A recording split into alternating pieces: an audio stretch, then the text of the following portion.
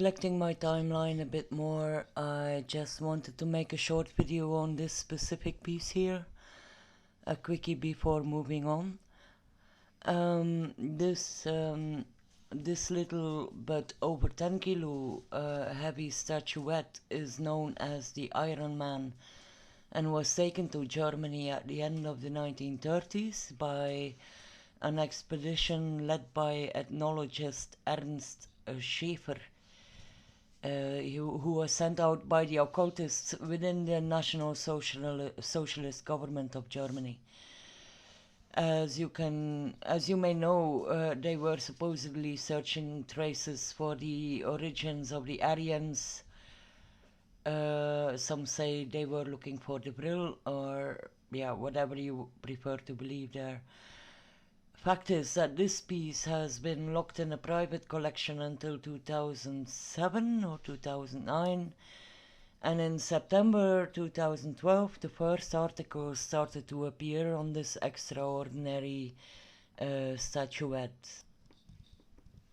By the end of October, several news articles followed, calling the piece out as a probable forgery made in Germany somewhere between 1930s and 1970s and not 1,000 years old as estimated before. I tried to find the sources for this claim of it being a forgery, but all of those links go to pages that have been taken down. Typical for National Geographic to not correct their own blunders. I can name a few. Anyway, I tend to think that the claim is another one that they have produced for whatever reason. I think this statuette is not a fake, and here's why. First, the idol is made of meteorical iron. Analysis has shown that it was made from ataxite. Ataxite is a very rare iron meteor.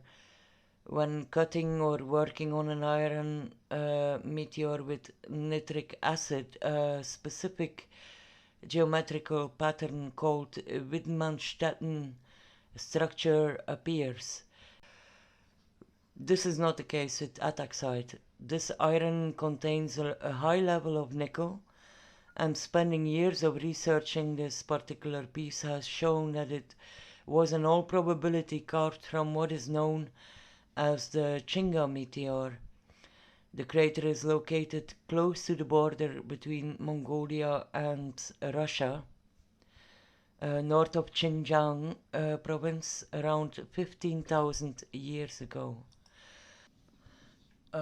Of course, this does not exclude the possibility that the Germans took home a piece of this meteorical iron and actually made it after their return to the Vaterland.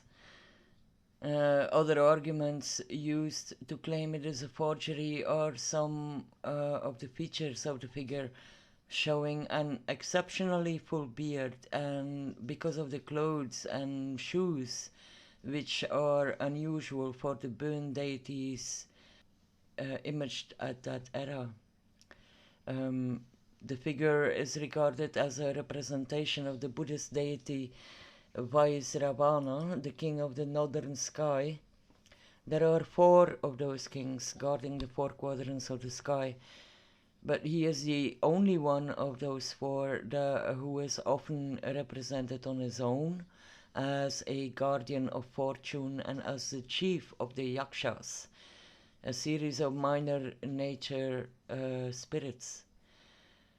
Some sources claim a Hindu origin of the deity, and it cannot be denied that this is true for many in the deities in the Buddhist pantheon. There are also East Asian and Japanese versions of Vaisravana. According to some sources, he is the supreme deity of the old kingdom of Khotan, which automatically connects them to the Saka, the Tocharians and other Indo-Aryan people who lived in the lands surrounding the Himalaya mountains. These people were horse and camel breeders who controlled the larger part of the Silk Roads for many centuries and exported precious nephrite or green jadeite next to the horses and the camels. The outfit definitely looks very much like the ones worn by the steppe dwellers of that time. Apparently, the way he sits, one leg pleated and the other dangling down, is very typical for this deity. If that is the case, then for me it raises the question if this is the deity we see depicted on the Gundestrup cauldron found in Denmark and attributed to the European Iron Age Latinic culture of the 2nd century BC. Another argument yet to call this a forgery is even more pitiful, in that it is based on the lack of this specific attack site in the area where it was taken or stolen from by the Germans. Trade contacts between Tibetans and the surrounding cultures is well documented and long before the Iron Man was supposedly carved. Two more things on those meteors. So, it is known that the first iron used in early times was meteoric in origin. It is logical to think that it would have been a very rare metal, and of course that is not untrue.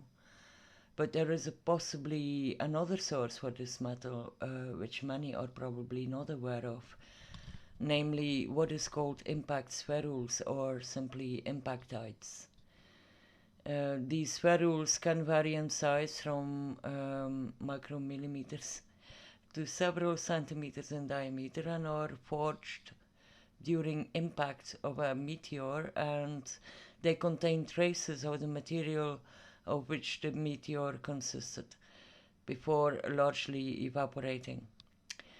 Impactites can be found in a very large area strewn around the crater, where they can be gathered. Although most impactites or tactites are largely consisting of silica, in case of the Chinga meteor, they contain atrazite as well. A similar case is strewn fields around the Macha crater east of the Lake Baikal, and there are a handful of other examples in the world. But yeah, most impactites or tactites are actually mainly silica, like the desert glass, which was considered as valuable as gold. These metals are called sidereal metals, and I took a look at the meaning of this scientific term sidereal. The explanation points to an extraterrestrial origin. The word sidereon has been used by Romans as well as Greeks for iron, and digging a bit deeper learns that Homer, for example, described the firmament as a solid turned over bowl. I reckon they assumed that meteors were actually pieces of that solid dome fallen down or thrown down by whatever deity connected to lightning or fire, the divine blacksmith. There is also a connection to Buddhist Zi beads, which are called starstones by Buddhist lamas. And indeed, although mainly made of agate, some of the ancient ones are made of meteor iron. This iron is called tokcha in Tibet, and it has been used throughout the last millennium to create religious amulets carrying the same name, sacred knives, and maybe above all to make the vairas, the divine thunderbolts held by all those deities. Sacred objects made of meteor or impactites can be found in archaeological sites from the Arctic down to Australia, and it is not too hard to understand why.